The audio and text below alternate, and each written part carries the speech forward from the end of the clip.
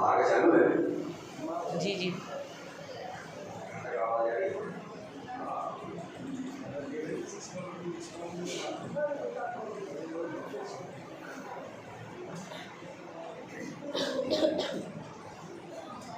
رحم اللہ من قرأ الفاتحہ.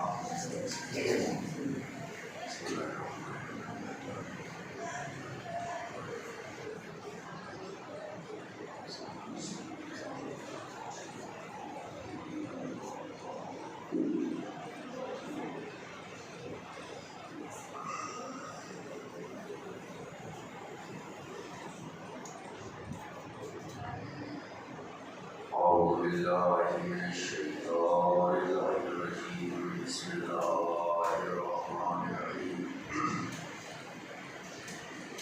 الحمد لله رب العالمين والصلاة والسلام والتحية على النبي المكي المدني القرشي الهاشمي التقي المحمود الأحمد والمصطفى الأمجد مولانا مولى الثقلين جد الحسن والحسين أبي القاسم محمد.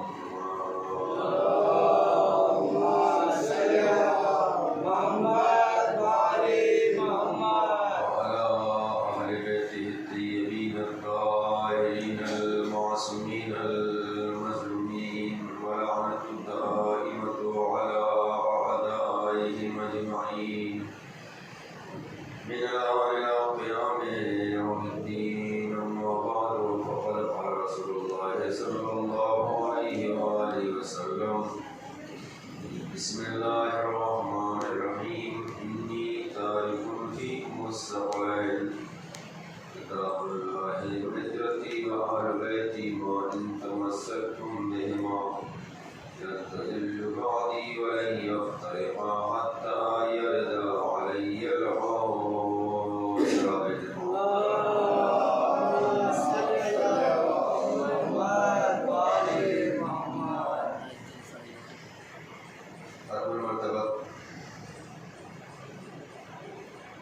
حضرت محمد مصطفیٰ صلی اللہ علیہ وسلم یہ ارشاد فرما رہے ہیں کہ میں تمہارے درمیان دو گراں چیزیں چھوڑ کر جا رہا ہوں. ایک اللہ کی کتاب ہے، دوسرے ہماری طرف ہے. جب تک ان دونوں سے وابستہ رہوں گے گمراہ نہیں ہوں گے. اور یہ دونوں بھی ایک دوسرے سے جدا نہیں ہوں گے یہاں تک کہ حوض کوثر بالکل سے آپ ہیں. اسی ذیل میں ہمارے اور آپ کے درمیان آج یہ چوتھی گفتگو کا آغاز ہے. اور یہ حدیث ثقلین کہلاتی ہے. رسول اکرم کی زندگی کے فرمات ہیں کہ اگر انسان ان کلمات پر عمل کر لے انسان کی دنیا بھی سمجھ جائے گی اور آخرت بھی بکھر جائے گی.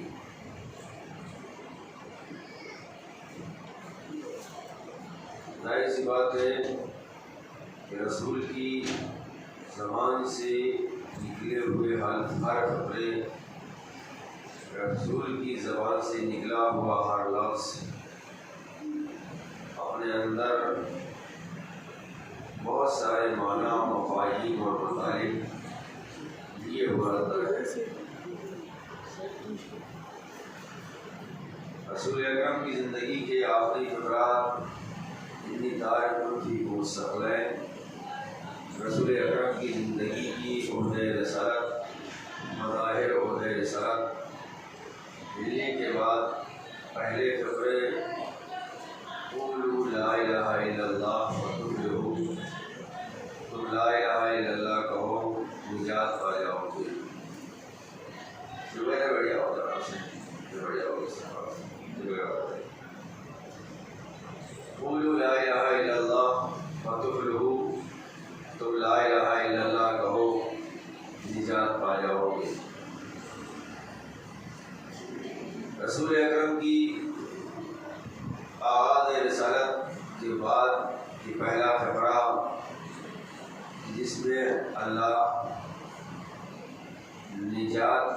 ضمانت دے رہا ہے رسول اکرم کی زبانی، تم لا الہ الا اللہ کہو نجات پا جاؤ گے۔ دیکھیے اسلام کا ایک اصول ہے، قاعدہ ہے۔ مثال کے طور پر میں آپ سے کہوں بھائی صاحب آپ لوگ وقت پہ مجلس میں تشریف لے آئیے گا تو آپ کو اس کا صلہ جنت ملے گا۔ چلا چلا کے تھک جا رہا ہوں لیکن لوگ وقت پر نہیں آتے۔ لیکن اگر اس کے ساتھ میں یہ بھی کہہ دوں کہ بھیا اگر آپ وقت پر آؤ گے تو جنت ملے گی، اور نہیں آؤ گے تو پھر کوئی نہ کوئی تمہارا نقصان ہو جائے گا۔ اور اگر سب لوگ یہ سن لیں اور خدا نہ خواستہ کسی ایک کا کوئی چھوٹا سا بھی نقصان ہو جائے تو پھر اگلے دن کچھ کہنے کی ضرورت نہیں پڑے گی، لوگ بیفور ٹائم پہنچ جائیں گے۔ تھوڑا تھوڑا سا بات پڑھتے ہوئے آپ ادھر آیا بھی پہلے آ رہا ہوں، بات آ رہا ہوں، بات بیٹھنے تو ایک سوال دیتے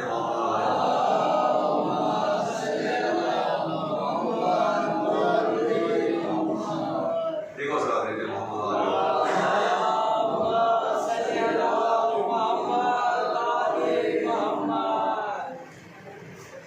تو خدا نہ خاصہ اگر کسی کا کچھ نقصان ہو جائے تو فوراً اس کو اس چیز سے جوڑ دیں گے کہ آپ دیکھو آقا نے کل ایسا بولا تھا اور آج ایسا ہو گیا، چلو یہ ٹائم سے پہنچو، اس کے ساتھ جو ہوا وہ ہمارے ساتھ نہ ہو، ٹھیک ہے نا؟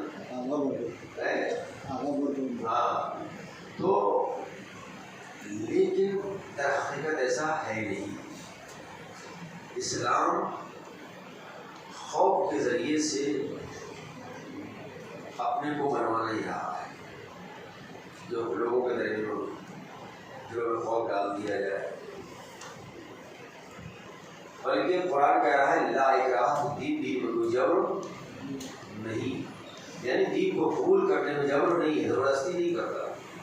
آپ اگر دین اسلام قبول کر لیا تو پھر سارے احکام پر عمل کرنا ضروری ہے۔ یہ مقدمہ تبیدی گفتگو میں کر رہا ہوں۔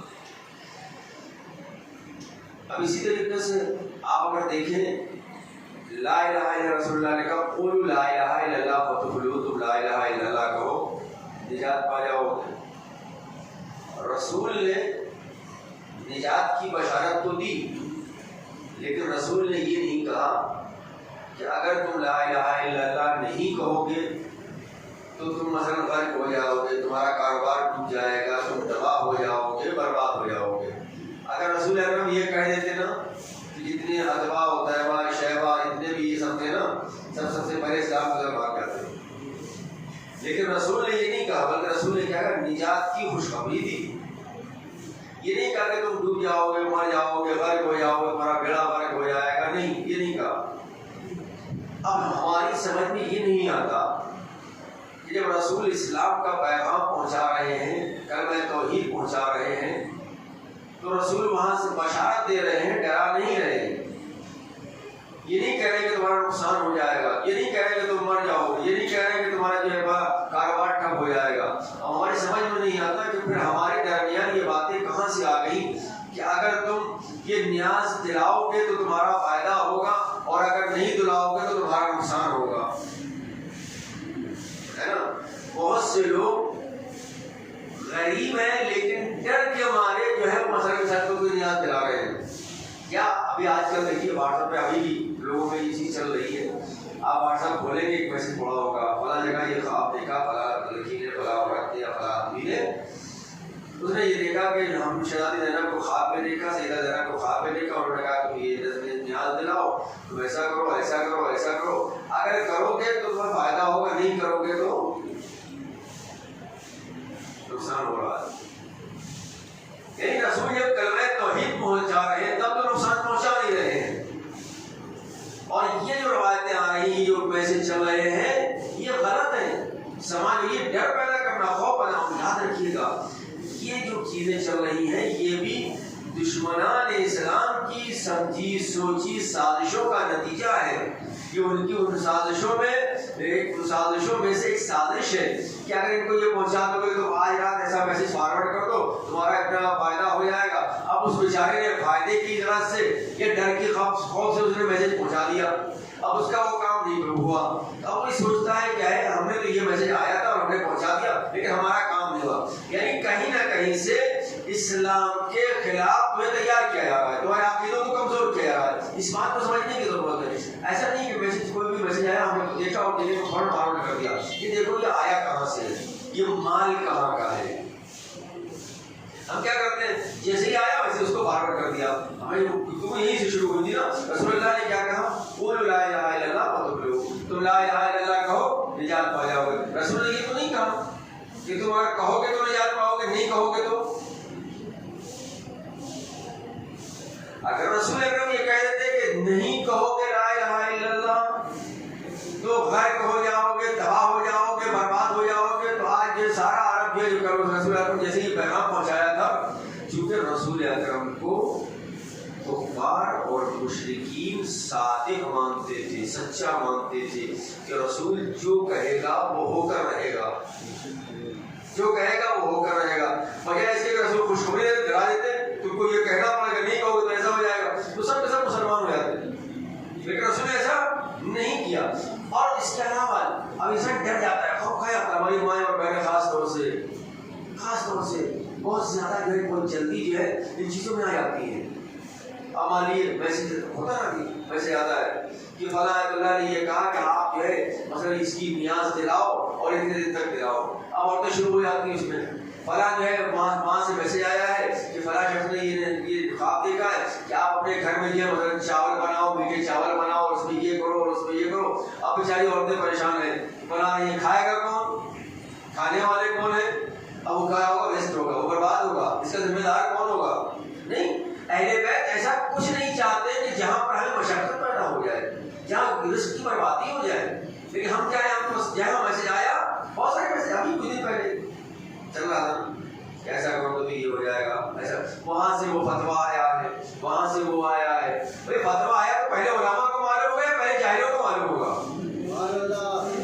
بھائی پہلے علماء کو معلوم ہوگا, ان کو اس کے بعد ہی تو وہ جب تائید کریں گے تبھی تو ہے. اب بیچارہ ہمارے پریشان ہے, بیچارہ صبح سے گیا ہوا ہے کاروبار کے لیے, چشمہ بیچنے کے لیے, یا اس میں گیا اس میں گیا, ہمارے وہاں سے فوڈ پہنچ رہا ہے, پھر وہاں سے آنا تو اتنا یہ لیتے آنا, پھر اتنا وہ بیچارہ کاروبار کرے بھائی چیزیں ڈھونڈتا پھرے. اب مشکل پیدا ہو رہی ہے یہ سب ساری چیزیں.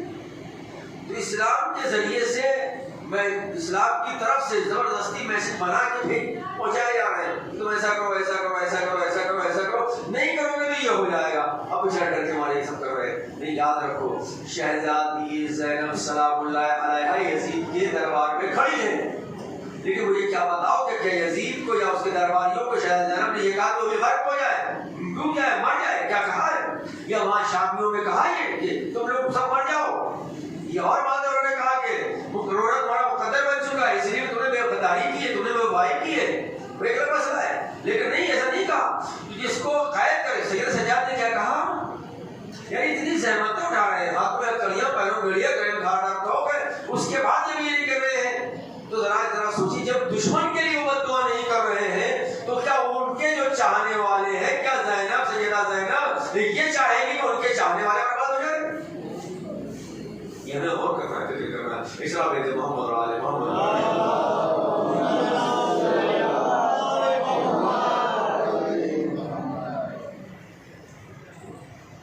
دیکھیے اور ایک چیز آگے ذہن سن لیجیے, ایک ہوتا ہے کرامت, ایک ہوتا ہے معجزہ.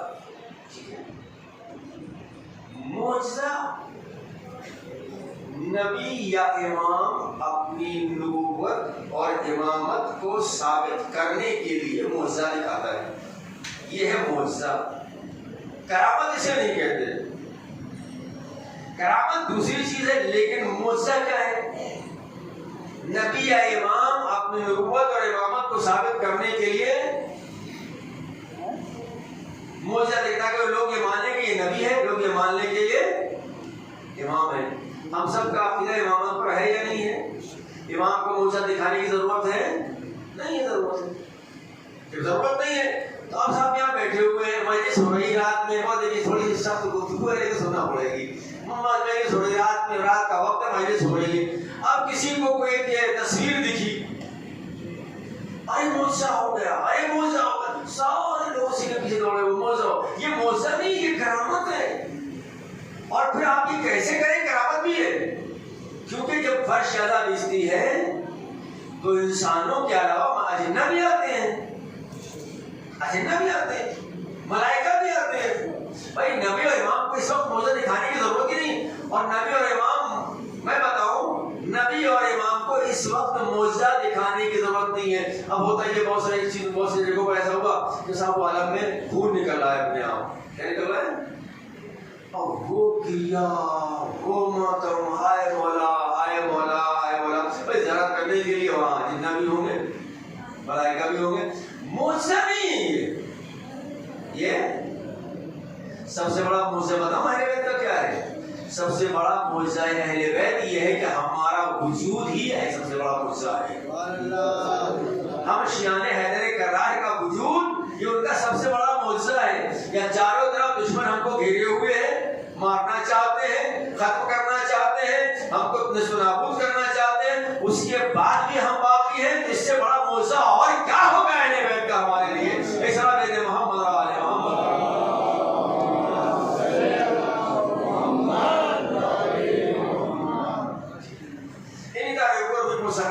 میں تمہارے دو چیزیں چھوڑ کے جا رہا ہوں, کتابیں پڑھا, دوسرے ہمارے اہل بیت ہیں. اب ہم کہہ رہے ہیں تو شاید دیر میں سمجھ میں آئے. کوئی باہر کا مولوی اگر کہے گا تو واہ سبحان اللہ کیا بات ہے, یہ سب ساری چیزیں ہو جاتی ہیں. لیکن باہر کا کہے یا اپنا کہے یا لوکل کہے, اس سے مت یہ دیکھیے کہ آپ کیا کہہ رہا ہے. اگر صحیح بات ہے تو ٹھیک ہے, آپ اللہ سے پوچھیے گا.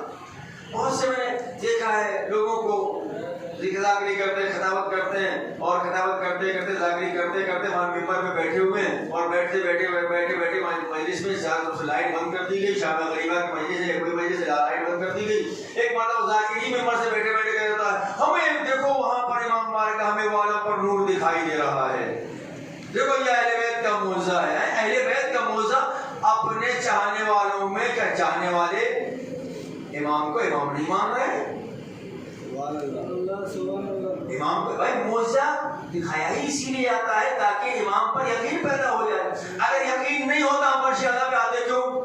اگر یقین نہیں ہوتا ہم کالے کپڑے پہنتے کیوں؟ اگر یقین نہیں ہوتا ہم مجلس میں آتے کیوں؟ اگر یقین نہیں ہوتا تو ہم ماتم کرتے کیوں؟ اگر یقین نہیں ہوتا تو ہم گریہ کیوں کرتے؟ اس کا مطلب یقین ہے یہ جو ہو رہا ہے یہ موجزہ نہیں ہے, یہ کرامت ہو سکتی ہے, ہو سکتی ہے, ہو یہ ضروری نہیں ہے. اس لیے کہ ظاہر سی بات ہے اس بزم میں ملائکہ بھی بیٹھے ہوئے ہیں, اس بزم میں اجنہ بھی بیٹھے ہوئے ہیں. اب وہ کہے تو زیادہ سے ہم کو نہیں دکھا, ان کا آنکھ سے دکھائی دے گیا, ہم کو آنکھ سے دکھائی دے گیا تو ہم یہ پریشان ہو جاتے ہیں ایسا کیسا ہے. بھائی یہ تو لگ رہا ہے کہ بھائی امام تو آتے ہیں, نہیں ہمارے بھائی اس میں سید جناب فاطمہ ذرا ضرور آئی ہوں گی. ارے بھیا وہ تو آتی ہے, تمہیں کہنے کی ضرورت ہی نہیں ہے, وہ تو آتی ہے, تمہیں کہنے کی ضرورت نہیں ہے. اپنے عقیدے کو مستحکم کیجیے, اپنے عقیدے کو مضبوط کیجیے. یہ چھوٹی چھوٹی باتوں میں مت بہنیے, چھوٹی چھوٹی باتوں میں چھوٹی ٹہریے کہ ایسا ہو گیا, ویسا ہو گیا, ایسا ہو گیا. ارے میں آپ کو چونکہ واقعی یہ باتیں سن لیجیے. وہ ایک نظر دلائی جاتی ہے اتنے بڑے بڑے لڈو پہ, کہیں گے آٹے کی روٹی بنتی ہے, پھر اس کی وہ بنتی ہے, وہ بنتی ہے, وہ بنتی ہے, اس کی نظر. میں نظر کا مخالف میرے بھائی, تو آپ 10 یا 7 یا 8 بناتے ہیں اتنے بڑے بڑے, کھاتا کون ہے؟ اگر ختم ہو جائے تو بھائی بنا لیجیے آپ, لیکن ختم نہیں ہو سوائیں گے تو پھر کیا ہوگا, کہاں پھینکیں گے آپ, دفن کریں گے, ہے نا. بربادی ہے اس کی یا نہیں؟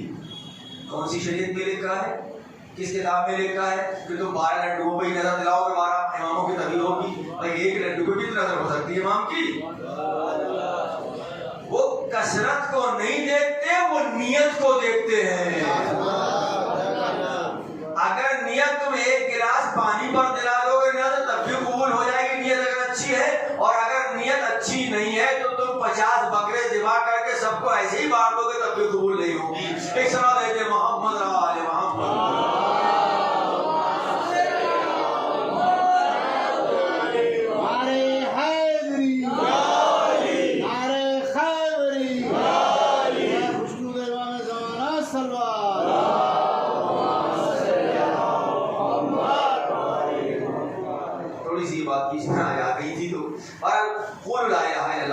رسول نجات پا جاؤ گے. بس یہی سے شروع کر رہا ہوں. تو یہ رسول کی زندگی کا وہ فقرہ جب رسول نے عہدۂ رسالت سنبھالا تو آپ نے آباد ہونے کی خوشخبری دی، برباد ہونے کو نہیں کہا. ٹھیک ہے نا، ڈرایا نہیں، دھمکایا نہیں، دھمکی دی میں یہ کر دوں گا یا ایسا ہو جائے گا. رسول نے خوشخبری دی. ٹھیک ہے. اب جس انسان نے رسول کے اس کلمے پر عمل کیا، اللہ کی اس حکم پر عمل کیا، کون سا ہو؟ تم لا الہ الا اللہ کو نجات پا جاؤ گے. اس نے لا الہ الا اللہ کہا، یعنی کوئی اللہ نہیں سوائے رب حقیقی کے معبود حقیقی. اس نے کہا اس دنیا سے چلا گیا، وہ جنت میں جائے گا یا نہیں جائے گا؟ ہر انسان کا نہیں جائے گا. کیوں؟ اس لیے کہ ابھی صرف ایک ہی حکم آیا ہے. وہ حکم کون سا ہے؟ لا الہ الا اللہ کہو نجات پا جاؤ گے. اب جب یہ ایک حکم آ گیا جس نے کہا اور مر گیا، خدا نخواستہ چلا گیا اس دنیا سے، جنت میں جائے گا یا نہیں جائے گا؟ اب اس کے بعد دوسرا حکم آتا ہے،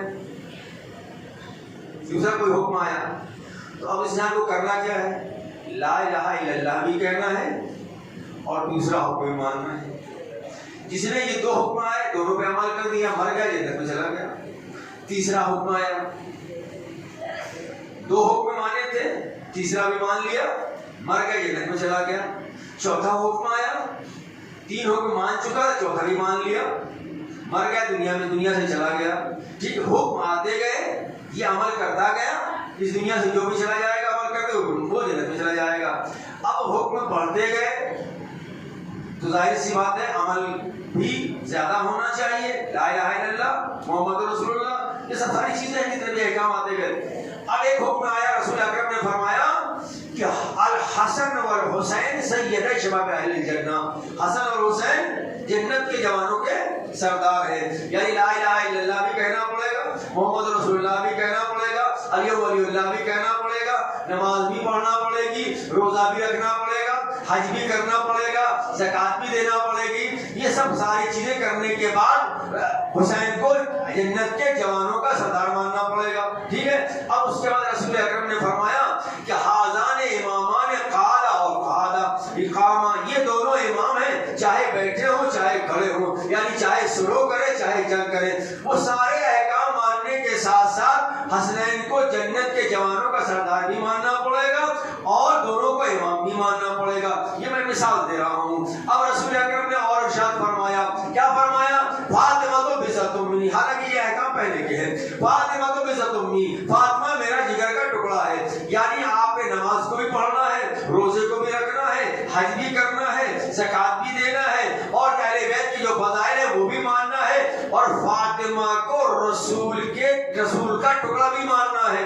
اب ایک انسان نے نماز پڑھی، روزہ رکھا، حج کیا، زکوٰۃ دی، خمس نکالا، جہاد کیا، لیکن فاطمہ کو رسول کے جگر کا ٹکڑا نہیں مانا، تو کیا یہ جنت میں جائے گا؟ نہیں جائے گا. اس لیے کہ حکم نہیں مانا، اس لیے کہ حکم نہیں مانا. اب ظاہر سی بات ہے، اب رسول نے اسے یہ نہیں کہا کہ فاطمہ میرے جگر کا ٹکڑا ہے، بلکہ رسول اللہ نے فرمایا جس نے فاطمہ کو خوش کیا اس نے مجھے خوش کیا، جس نے فاطمہ کو ناراض کیا اس نے مجھے ناراض کیا. یعنی نماز بھی پڑھنا ہے، روزہ بھی رکھنا ہے، حج بھی کرنا ہے، سارے احکام پر عمل بھی کرنا ہے، فاطمہ کو رسول کے جگر کا ٹکڑا بھی ماننا ہے اور فاطمہ کو خوش بھی رکھنا ہے. خوش رکھو گے تو جنت میں جاؤ گے، ناراض کرو گے تو جہنم کے علاوہ کوئی ٹھکانہ نہیں ہے. ایک سنت ہے محمد آل محمد پر.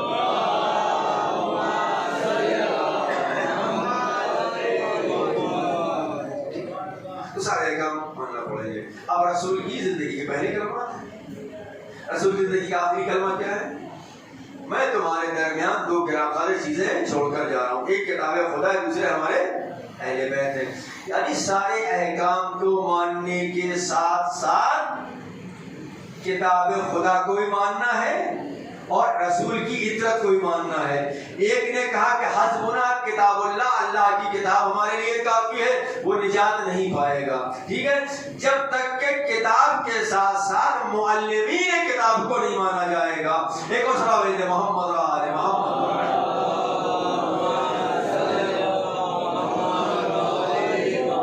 رسول اکرم دو چیزیں چھوڑ کے گئے، کیا ہے؟ کتاب خدا، دوسرے رسول کے اہل بیت. رسول کے اہل بیت ہیں تو ظاہر سی بات ہے وَإِتْرَتِي وَأَهْلُ بَيْتِي، میری عزت اور میرے اہل بیت۔ ایک قرآن صامت ہے، ایک خاموش قرآن ہے، اور ایک قرآن ناطق ہے۔ آئیے تھوڑا سا گفتگو اور آگے بڑھاتے ہیں۔ قرآن کریم میں ارشاد ہوتا ہے الف لام میم ذالک الکتاب لا ریب فیہ، یہ وہ کتاب ہے جس میں لا ریب، کوئی شک شبہ نہیں ہے، ہدی للمتقین، یہ کتاب قرآن متقین کے لیے ہدایت ہے۔ ٹھیک ہے، متقین کے لیے ہدایت۔ یہ کس کی صفت ہے؟ حدیث ثقلین میں دو چیزیں تھیں، کتاب اور اہل بیت۔ تو کتاب کی صفت کیا ہے؟ یہ متقین کے لیے کتاب ہدایت ہے۔ ٹھیک ہے، جب دونوں کی فضیلت برابر ہے، دونوں کا مقام برابر ہے، دونوں کی عظمت برابر ہے، دونوں کا وزن برابر ہے، تو ظاہر سی بات ہے صفات کے معاملے میں بھی جو اس کی صفت ہوگی وہ اس کی صفت ہوگی۔ اب قرآن کی صفت کیا ہے؟ یہ کتاب ہدایت ہے۔ اب اہل بیت کے لیے، اماموں کے لیے اللہ نے کیا فرمایا؟ وَجَعَلْنَاهُمْ أَئِمَّةً يَهْدُونَ بِأَمْرِنَا، ہم نے اماموں کو بنایا ہے، ان کی صفت یہ ہے کہ یہ ہمارے حکم سے ہدایت کرتے ہیں۔ یعنی کتاب کی صفت کتاب ہدایت ہے، اہل بیت کی صفت بھی یہ ہے کہ وہ ہدایت کرنے والے ہیں، یعنی یہ بھی ہادی یہ بھی ہادی۔ لیکن کتاب جو ہدایت ہے تنہا ہدایت کے لیے کافی نہیں ہے، اس لیے کہ جب تک کتاب کے ساتھ معلم نہ ہو کتاب سمجھ میں نہیں آتی۔ میں پھر قرآن کی طرف آنا چاہتا ہوں عزیزو، میں زیادہ تر قرآن اسی لیے نہیں پڑھتا ہوں کیونکہ تھوڑا سا گفتگو لوگوں کے ذہنوں پر بہت بار بن جاتی ہے کہ کہاں سے کیسا مرتبط ہو، یہ سب گفتگو جو ہے بہت اہم مجمع میں کی جاتی ہے، لیکن چونکہ آ گئی بات تو سن لیجیے۔ تو کیا ہوا؟ کتاب ہدایت ہے، اہل بیت ہدایت کرنے والے۔ کتاب کو بغیر معلمین کتاب کے سمجھ میں نہیں آئے گی نا کتاب۔ تو اللہ نے ارشاد فرمایا قرآن کریم میں وَأَوْرَثْنَا الْكِتَابَ الَّذِينَ اصْطَفَيْنَا مِنْ عِبَادِنَا، ہم نے اس کتاب کا وارث اپنے کچھ مصطفیٰ بندوں کو بنایا ہے۔ وَأَوْرَثْنَا الْكِتَابَ الَّذِينَ اصْطَفَيْنَا، اچھا یہ کتاب نازل رسول اکرم کے قلب پر ہوئی، لیکن یہ جائے گی کہاں تک؟ کب تک باقی رہے گی؟ قیامت تک، ہے نا؟ قیامت تک اس کتاب کو جانا ہے۔ جب قیامت تک اس کتاب کو جانا ہے اور اللہ یہ کہہ رہا ہے ہم نے اس کتاب کا وارث اپنے کچھ مصطفیٰ بندوں کو بنایا ہے، اس کتاب کا وارث ہم نے ان بندوں کو بنایا جن کو ہم نے چن لیا، جن کا ہم نے استفا کیا، یا الفاظ کو بدل کر کہہ دوں جن کو ہم نے مصطفیٰ بنایا۔ اب جوڑیے گا، کتاب کو جانا ہے قیامت تک، قرآن یہ کہہ رہا ہے اس کتاب کا وارث کچھ مصطفیٰ بندے ہیں۔ ٹھیک ہے، کچھ مصطفیٰ بندے ہیں، تو مصطفیٰ بندوں کے لیے رسول اکرم نے کیا فرمایا؟ اولنا محمد، اوسطنا محمد، آخرنا محمد، کلنا محمد، ہم سب کے سب محمد ہیں۔ کتاب جائے گی قیامت تک، ٹھیک ہے نا؟ اللہ نے اس کتاب کا وارث بنایا مصطفیٰ بندوں کو، تو کوئی نہ کوئی ایسا ہونا چاہیے جو مصطفیٰ ہو، کوئی نہ کوئی ایسا ہونا چاہیے جو مصطفیٰ ہو۔ اسی لیے اللہ نے ایک مصطفیٰ کو پردہ غیب میں رکھا ہوا ہے۔ ایک سلام دے محمد آل محمد،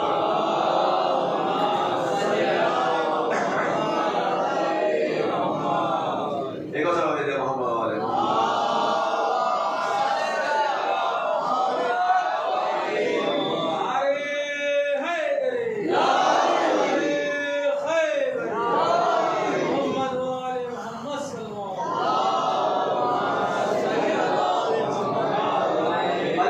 مصطفیٰ بندوں کو اس کتاب کا وارث بنایا ہے، ٹھیک ہے، اس کتاب کا وارث بنایا ہے، تو یہ کتاب کو جانا ہے قیامت تک، ٹھیک ہے۔ تو قیامت کل انشاءاللہ اس کتاب کی صفات اور اہل بیت کی صفات جو قرآن اور اطرت، ٹھیک ہے، وہ آپ دیکھیں گے کہ جو قرآن کی صفات ہے وہی اہل بیت کی صفات ہے، تبھی تو دونوں وزنی ہوں گی۔ ابھی تک آپ نے قرآن میں دیکھا ہوگا یا علماء سے سنا ہوگا کہ جو لوگ مطالعے کا شوق رکھتے ہیں انہوں نے کہا ہوگا کہ قرآن کریم رسول اکرم کا معجزہ ہے. ٹھیک ہے، قرآن کریم رسول اکرم کا معجزہ ہے. اور معجزہ جب ہے ابھی تک سنت پروردگار کی تھی کہ ہر نبی معجزہ لے کے آیا ہے اپنی نبوت کو ثابت کرنے کے لیے. قرآن ہے محمد مصطفیٰ کا معجزہ. ابھی تک جو بھی نبی آیا تھا معجزہ لے کے آیا، جب وہ نبی گیا معجزہ اس کے ساتھ ختم ہو گیا. موسیٰ کا معجزہ کیا تھا؟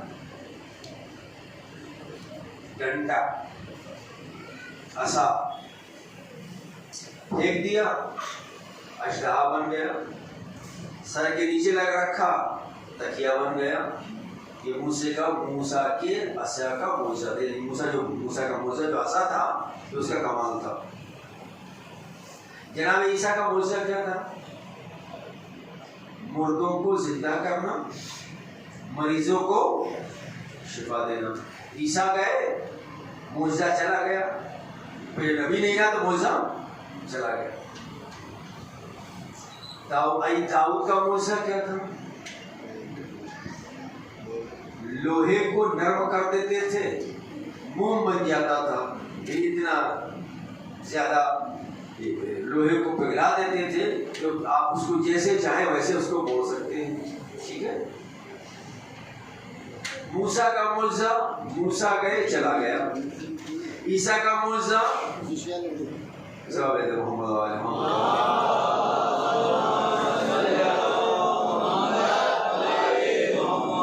ایک تھوڑا سا بلند آواز سے بات ہوتے ہیں.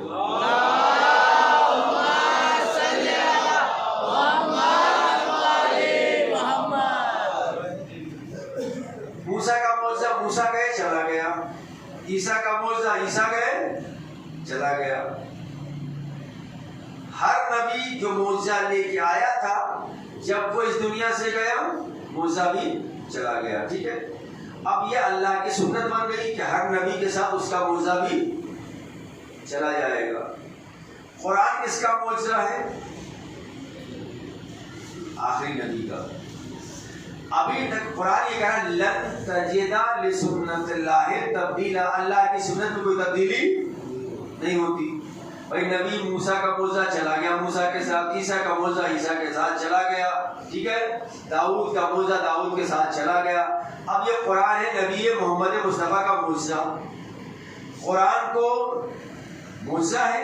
قانون یہی تھا کہ ہر نبی کے ساتھ معجزہ بھی چلا جائے.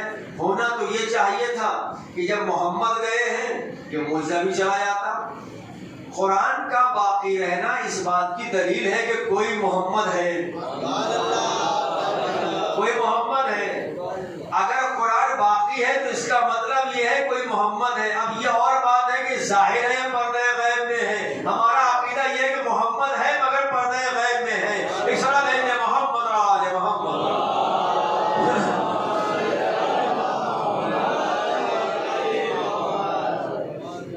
حالانکہ بہت باتیں مجھے تھوڑی دوسرا کر رہا تھا، وقت ختم ہو گیا، 40 منٹ ہونے والے ہیں. ظفر بھائی مجھ سے کہتے ہیں مولانا صاحب جلدی آ جائیں گی. میں ہم تو آ جائے کوئی پبلک ہی نہیں آتی. کیا کہا جائے ہمارے 2 منٹ میں 10 منٹ پہلے آ جائیں گے. لیکن آپ آئیں گے وعدہ کریں گے. آپ دیکھو میں بات کر رہا ہوں چیزوں وقت نکالو. یہ نہیں کہ جب ہم فری ہوں گے تب مجلس میں آئیں گے. بھائی فری ہو کے جب فری سارے امور سے فری ہو جائیں گے تب جائیں گے. فری ہو کے اگر آپ مجلس میں آئے تو آپ نے کیا کمال کیا. وہ جو بزی لائف ہے اس سے ٹائم نکال کے حسین کی مجلس میں آؤ گے تو یہ کمال ہے. تو ہمیں چاہیے کہ ہم اس طرح متوجہ ہوں، دھیان دیں. یہ رسم و رواج کی زنجیروں سے آزاد ہو جاؤ، نکل جاؤ، آگے بڑھو. اہل بیت کے چاہنے والے ہو، سہترداری کر رہے ہو. ہم رسم و رواج میں کب تک چکرے رہیں گے؟ ہم رسم و رواج کب تک نبھاتے رہیں گے؟ اداری میں بارہ کا کرنا اداری رسم نہیں ہے، رواج نہیں ہے. یہ ایک عبادت ہے. یہ ایک عبادت ہے اور عبادت کے لیے آپ کو ٹائم نکالنا پڑے گا. یہ نہیں کہ صاحب ہمارا جب دل چاہے گا. یہ ہوتا ہے کیا کہ نماز جب دل چاہے گا وہ پڑھ لیں گے, لیکن وہ اللہ کا کرم ہے تو حسین جزائی آپ جب چاہو تو فرش ایسا بچھا دو, ہے نا, فرش ایسا بچھا دو, لیکن وقت نکالیے, ٹائم نکالیے عزیزو. ویسے تو بہت ہم سب کہتے ہیں کہ حسینی ہے, حسینی ہے, یا حسین ہے, سب کچھ کرتے ہیں. کل میں نے بہت سخت خطبہ دے دیا تھا. اس کے لیے ہو سکتا ہے کہ ممکن ہے کہ بعض برادران کو یا بعض عزیزان کو تھوڑا سا ناگوار گزرا ہو, لیکن وقت کی مجبوری ہے. کیا کرو گے؟ اپنے آپ کو سمجھو, اپنے آپ کی قدر کرو, اپنے آپ کی اہمیت کو سمجھو کہ تم کس معیار پر ہو. ہونا تمہیں کہاں چاہیے تھا, ہو کہاں پر. سب سے ممتاز قوم ہو تو ممتاز بن کے بن دکھاؤ. سب سے اچھے ہو تو سب سے اچھے بن کے دکھاؤ. سپر ہو تو سپر بن کے دکھاؤ. کیوں؟ اس لیے کہ حسین کل بھی فاتح تھا, آج بھی فاتح ہے اور قیامت تک فاتح رہے گا. تو اسی طریقے سے آج دیکھیں حسین کا نام کون لوگ لے رہے ہیں, حسین کا اپنے زمان کون کون ہے, کیسے کیسے لوگ ہیں جو اپنے قوم میں معتبر ہیں, جن کے اندر انسانیت پائی جاتی ہے. وہ حسین ابن علی کا قصیدہ پڑھ رہے ہیں اور یہی کہہ رہے ہیں کہ واقعی حسین ابن علی نے کام جو کیا اس سے تو دین کے لیے نہیں کیا تھا, انسانیت کے لیے کیا تھا. ہمارے وطن کے جو بانی انقلاب ہیں وہ کیا کہتے ہیں کہ میں نے کربلا والوں سے سیکھا ہے. یعنی غیر تو کربلا سے سیکھ رہے ہیں, اپنے کربلا سے سیکھ نہیں رہے. کیوں؟ اس لیے کہ ہمیں سنا دیا گیا ہے, ہم کو سنا دیا گیا ہے. ایسی میٹھی میٹھی دوائیں دے دی گئی کہ ہم خواب غفلت میں چلے گئے. خواب غفلت سے نکلنے میں ہمیں وقت لگ رہا ہے, ٹائم لگ رہا ہے. اب اگر کوئی حقیقت آ کے پیپر میں پڑھ دیتا ہے تو پھر اس کو دوبارہ بلایا نہیں جاتا, تو اس کو دوبارہ پسند نہیں کیا جاتا کہ نہیں یہ تو ہمارے خلاف پڑھ کے چلے گئے. نہیں, یہ دیکھو اس نے صحیح پڑھا ہے یا غلط پڑھا ہے, حقیقت پر مبنی پڑھا ہے یا نہیں پڑھا ہے. ہم تو یہ سوچتے کہ ہمارے مزاج کا ذاکر ہو, ہمارے مزاج کا خطیب ہو, ہم جیسا چاہیں اس سے ویسا پڑھنا ہے. یہ نہیں چلے گا عزیزو. میں نے کسی مجلس میں کہا یہ نہیں چلے گا, اس لیے کہ یہ فرش آزاد شفا خانہ ہے, کوئی ریسٹورینٹ نہیں ہے کہ ہم جو چاہیں گے وہ مانگ کے کھا لیں گے. نہیں, ہم جو چاہیں گے نہیں ریسٹورینٹ, یہ فرش آزاد ہے. یہاں سے جو آپ کو دیا جائے گا آپ کی اصلاح کے لیے وہی دیا جائے گا. میں سوال ہے محمد عالم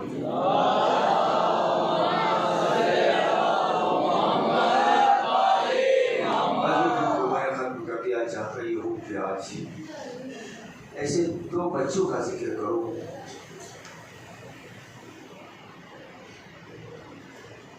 کہ جن کا باپ بھی ان سے بچھڑ گیا ہے اور جن کی ماں بھی ان کے پاس نہیں ہے. آپ اشارہ سمجھ گئے ہوں گے.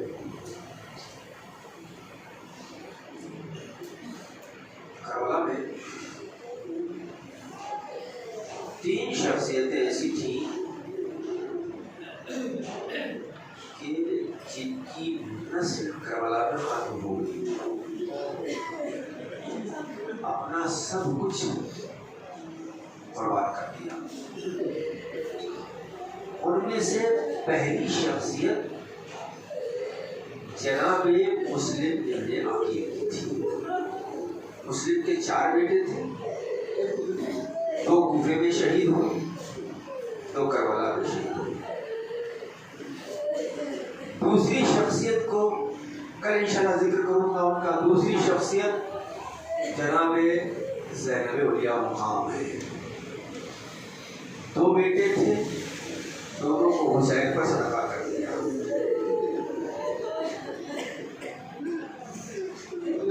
تیسری شخصیت ہے, جب آپ نام سنیں میرا دل سے آہن کے لیے عزیز. تیسری شخصیت جناب رباب کی ہے.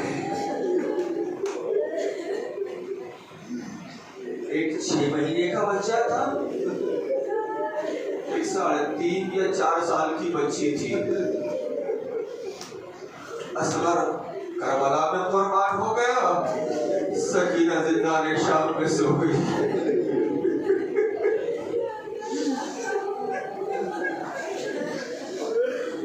اللہ سلام کر کے تمہاری آوازوں کو, تمہارے گریے کو قبول کرے. اللہ ان آوازوں پر رحمت نازل کر. بس یہ سوچ کے رونا کہ تمہارے قریب میں کہیں مسلم ابن عقیل بیٹھے ہوں گے, کہیں یتیم بچوں کی ماں بیٹھی ہوگی.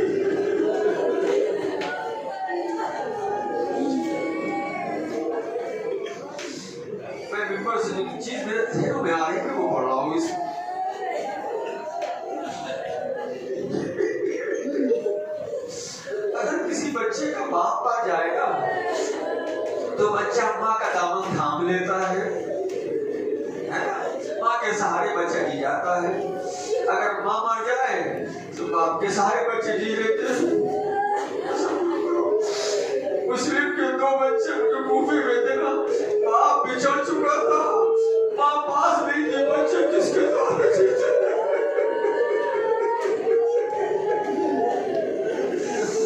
انشاءاللہ مصابوں کا آج سے جو مجلسوں کا سلسلہ ہے نا، مصائب زیادہ ہو گئے انشاءاللہ تعالی. انشاءاللہ دل کھول کے رونا، دل کھول کے رونا، کوتا ہی نہیں کرنا. اسی لیے کہا جاتا ہے کہ ایسے رویا کرو مجلس حسین میں جیسے کسی ضعیف ماں کا جوان بیٹا ہو جاتا ہے. گھٹ گھٹ کے نہ رویا کرو، اس لیے کہ اگر سکینہ گھٹ کر بھی روتی تھی نا، تب بھی ظالم تماچے مارتے تھے.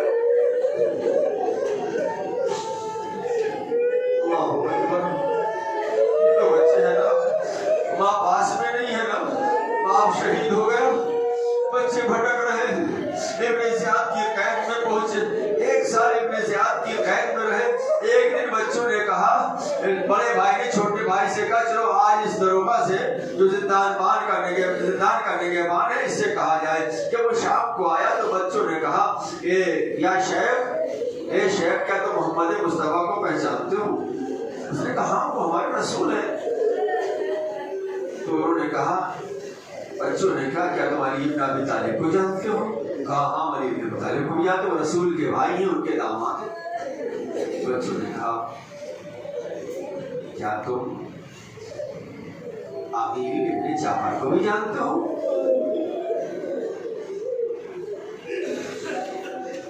کہا ہاں وہ علی کے جداد بھائی تھے، عقیل حسین کے جداد بھائی تھے. اب بچے سمجھے کہ ہم نے جو بات کہنا ہے وہ کہہ دیں گے. ایک مرتبہ کہتے ہیں کیا تم مسلم کو بھی جانتے ہو؟ تم مسلم ابن عقیل کو جانتے ہو؟ کہا ہاں. کہا عقیل ابن ابی طالب کو جانتے ہو؟ یہ پوچھا، سوال کیا. اگر مسلم کا نام سنا تو کہتا ہے کہ ہاں میں جانتا ہوں، وہ تو شہید کر دیے گئے. بچے کہتے ہیں ہم اسی مسلم کی یتیم بچے آمادہ ہو گئے نا، نہیں اگر رونے کے لیے آمادہ ہو گئے نا، ہم انہیں مسلم کے بچے ہیں. جیسے یہ بات کہی ایک مرتبہ اس نے قدموں کا بوسہ لیا اور کہتا ہے شہزادو مجھے معاف کر دینا، 1 سال ہم نے بہت بڑی تکلیف دی ہے، مگر آج میں رات کو یہ دروازہ کھول دوں گا تم کوفے سے باہر چلے آنے کی یاد رکھنا. رات میں ہی کوفے سے باہر نکل جانا. رات گزرنے نہ پائے، بچے وہاں سے نکل گئے لیکن رات بھر کوفے کی گلیوں بھٹکتے رہے، کوفے سے باہر نہ نکل سکے. آخر بچوں نے ایک پیڑ پر جو تالاب کے کنارے تھا اس پر پناہ لی کہ جب پھر رات ہوگی پھر کوفے سے نکلیں گے. ٹھیک ہے نا، یہ میں تفصیل عرض کر رہا ہوں آپ کا اندازہ ہو جائے ان بچوں کی مظلومیت کیا ہے، یہ بچے کیسے قتل کیے گئے، کیسے شہید کیے گئے. عزیزو اب وہ جب دن ہوا تو حارث کی بیوی کی نوکرانی یعنی کنیز تالاب پر پانی لینے کے لیے آئی. اس نے پانی بھرنا چاہا تو تالاب میں جو بچے پیڑ پر بیٹھے تھے ان کا عکس پانی میں نظر آیا. اس نے پیڑ کی طرف دیکھا تو چاند سے بچے. چاند بھی شاید ان کی خوبصورتی کیا یہ فیل ہے مگر مرجھائے ہوئے ہیں. ایک مرتبہ بچوں سے کہتی بچوں نیچے اتر آؤ. بچے نیچے اتر آئے. کہا تم کون ہو؟ کہا ہم یتیم مسلم ہیں. کہا ٹھہر جاؤ، ہماری مالکہ اہل بیت کی چاہنے والی ہے، ہم تم کو اپنی مالکہ کے پاس لے کے چلتے ہیں. لو وہ زن حارث کی زوجہ بچوں کو لے کے اپنی مالکہ کے پاس آئی. پورا واقعہ بیان کیا. اب وہ مومنہ تھی، قدموں میں گر جاتی ہے. شہزادو میں تمہاری خدمت کروں گی، میں تمہاری خدمت کروں گی. 1 سال ہو گیا قید میں، باپ چھوٹ چکا ہے، ماں کا پتہ نہیں ہے کہ ماں کہاں ہے، زندہ بھی ہے یا نہیں زندہ ہے. عزیزو اب 1 سال کے بعد جب اس نے اتنی نرمی سے محبت سے کلام کیا نا تو بچوں کو یقیناً ماں یاد آ گئی ہوگی. اس مومنہ نے بچوں کو نہلایا، اپنے ہاتھوں سے کھانا بنایا، بچوں کو اپنے ہاتھوں سے کھلایا. مجھے بتاؤ یہ کیا یہ یتیم بچوں کو ان کی ماں یاد نہ آئی ہوگی؟ یقیناً ماں کی یاد آئی ہوگی. تصور یہی کہتا ہے بچوں نے کہا ہو اے اماں کتنے دنوں کے بعد مامتا کی بوائی ہے. عزیزو لو کھانا کھلا دیا. اس مومنہ نے ان بچوں کے لیے کپڑے میں بستر کر دیا. کہا دیکھو رات بھر سو جاؤ، آرام انتظام کر لو, جب صبح ہوگی تو ہم تمہیں مدینے پہنچا دیں گے, سبیل کر دیں گے پہنچنے کی. لو رات ہوئی, اس عورت کا شوہر آیا, حارث آیا, تھکا ہوا تھا, اسلحہ پہنے ہوئے. تو اس نے کہا کہاں گیا, اتنے لیٹ کیوں آیا ہے, اتنی دیر سے کیوں؟ اس نے کہا کہ تمہیں معلوم ہے مسلم کے بچے قید خانے سے بھاگ گئے ہیں. حاکم نے اعلان کیا کہ ان کو پکڑ کے لائے گا, اس کو 2000 دینار انعام دیے جائیں گے. تو بزرگ کہتی ہے, عورت کہتی ہے, کیوں رسول خدا کی ناراضگی مول لے رہا ہے, ارے چھوڑ دے ان کو, ان کی تلاش نہ کر. کہا نہیں, مجھے حاکم کی رضا منظور ہے, حاکم سے انعام چاہیے. عزیزو لو اب یہ سو گیا. رات جب ہوئی تو خواب دیکھا بڑے بھائی نے کہ رسول اکرم تشریف لائے ہیں, امیر المومنین تشریف لائے ہیں. میرے بابا سے کہہ رہے ہیں اے مسلم تم آ گئے, بچوں کو چھوڑ آئے اور جلدی سے بچوں کو بلاؤ. بس میں نے مصائب کا آغاز کر دیا, ارے بچوں کو بلاؤ. ارے ایک مرتبہ جب بڑا بھائی رونے لگا, چھوٹے بھائی نے گلے میں باہیں ڈال دی, دونوں بھائی رونے لگے. جب آواز گریا بلند ہوئی, ملعون بیدار ہوا, بیوی سے پوچھتا ہے کیا کوئی بچے ہمارے گھر میں رو رہے ہیں؟ زوجہ کہتی نہیں, کوئی پڑوس میں کوئی بچہ رو رہا ہے. کہا نہیں, یہ آواز ہمارے گھر سے آئی ہے. ادھر سے آواز آئی, اس کمرے کی طرف گیا, دروازے کو کھولنا, تالا لگا تھا, ایک مرتبہ دھکا دیا, دروازہ کھل گیا. اب دیکھا تو 2 بچے ہیں جو بھائی ہیں, آپس میں باہیں ڈال کر رو رہے. کہا تم کون ہو؟ بچے ڈر گئے, کہتے ہم یتیم مسلم ہیں. کہا ہم تمہیں تو تلاش کر رہے تھے. عزیزو بس حارث ملعون نے بچوں کو مارنا شروع کر دیا, اور مارنے کے بعد بچوں کو مار دیا. صبح نمودار ہوئی, ایک بڑا بچوں کو لے کے ایک بڑا نہر کی کنارے جا رہا ہے. بس 2 جملے سن پڑھوں گا, جیسے سننا چاہتے ہو ویسے سن لینا. عزیزو بس اس خیال سے سننا, اس تصور سے سننا, مسلم تمہارے قریب ہو گئے, حسین تمہارے قریب ہو گئے, حسین کی ماں تمہارے یہی قریب ہوگی, تمہارے آنسوؤں کو اپنے رومال میں جگہ دینے کے لیے موجود ہے. عزیزو لے کے گیا, نہر کے کنارے لے کے گیا. ایک مرتبہ بچے راستے میں کہتے ہیں ملعون کہ حارث ہمیں چھوڑ دے. کہا نہیں, تمہیں نہیں چھوڑ سکتے. کہا ہمیں بھیج دے. کہا ہم بھیج بھی نہیں سکتے. کہا ہمیں مدینہ پہنچا دے, ہم ماموں سے وہ انعام دلائیں گے. یہ جو مسلم کے بچے ہیں, مسلم کی زوجہ وہ امام حسین علیہ السلام کی سگی بہن تھی. کہا میں ماموں سے انعام دلا دوں. کہا مجھے تمہارے ماموں سے انعام نہیں چاہیے, مجھے تو حاکم سے انعام چاہیے. جب بچوں نے سمجھ لیا کہ ہاں اب کوئی بات ماننے والا نہیں ہے, بچے آخری بکرا کہتے ہیں بس ہمیں 2 رکعت نماز پڑھنے ہیں. کہاں نماز پڑھ لو, اگر فائدہ پہنچا سکتی ہے تو پہنچائے گی. دونوں بچوں نے نماز پڑھی. ابھی نماز تمام ہوئی تھی کہ حارث ملعون نے غلام سے کہا سر قلم کر دے. غلام نے منع کر دیا. جب غلام آگے بڑھا, بچوں نے کہا تو میرے نانا رسول کا مؤذن جیسا, بلال جیسا معلوم ہوتا ہے. وہ پیچھے ہٹ گیا. اس ملعون نے غلام کو قتل کر دیا. بیٹے سے کہا, بیٹے نے قتل کرنے سے انکار کر دیا. ایک بار تلوار لے کے آگے بڑھا, اور آگے بڑھنے کے بعد بڑے بھائی کے سر و تن میں جدائی کر دی. اے سر کو اپنے پاس رکھا, لاش کو دریا میں ڈال دیا. چھوٹے بھائی نے جب دیکھا بڑا بھائی دریا میں بہ رہا ہے, آواز دی بھیا, ارے زندگی میں ہم دونوں جدا نہیں ہوئے تھے, ارے میرے بھائی مجھے چھوڑ کے نہ جانا.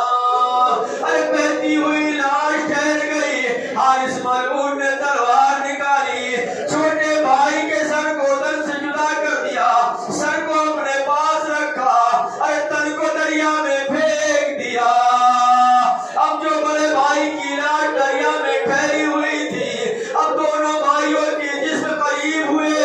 ارے چھوٹے نے بڑے کے باہیں ڈال دی, ارے بڑے نے چھوٹے کے باہیں ڈال دی, اور دونوں لاشیں بیٹھ گئی. عزیزو بس آخری نماز چھوٹی سی بات سن لوں, میں اس وقت پکڑ رہا ہوں. عزیزو ایک کسان کہتا ہے کہ میں جاتا تھا, میں جب کشاورزی کے لیے کھیتی کے لیے دریا کے کنارے جاتا تھا تو میں نے دیکھا ایک نقاب پوش بیوی ہے, ایک نقاب پوش بیوی